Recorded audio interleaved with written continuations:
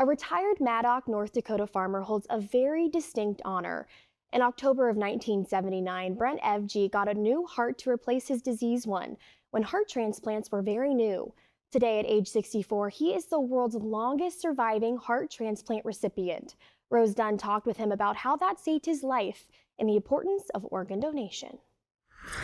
This story isn't our usual Ag Week content, but it's an important one about organ donation, and it's personal to me. Brent Evje and I grew up together in North Fargo, so I well remember his groundbreaking heart transplant 44 years ago this month. So, yeah, I'm the unicorn. Brent Evje grew up in Fargo, and after graduating from North High in 1977, he joined the Navy.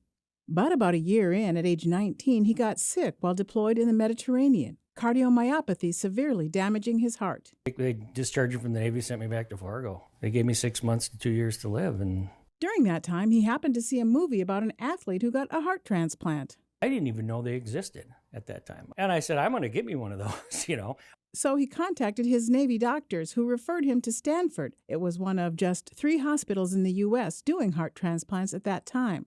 He got his new heart there in October of 1979, done by transplant pioneer Dr. Stuart Jameson. Yeah, it was experimental surgery. I mean, that was how it was deemed. And at the time, the average heart transplant survival rate was just 5 years. But as he recovered, Brent tried to get back to a normal life. He started farming and raising buffalo near Maddock, North Dakota.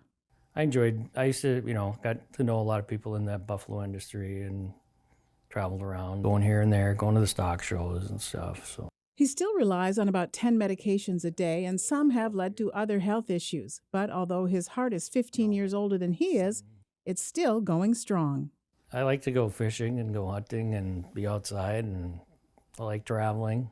Just trying to enjoy life, I do have the limitations, and I know what they are, so I don't overdo it. And Brent is grateful to his doctors, but he says he also relies on a higher power. Faith is a big part of my life, and I do believe that I wouldn't be here if it wasn't for that. He's especially thankful for his donor, and he urges everyone to become an organ donor. But the biggest thing right now is there's not enough organ donors.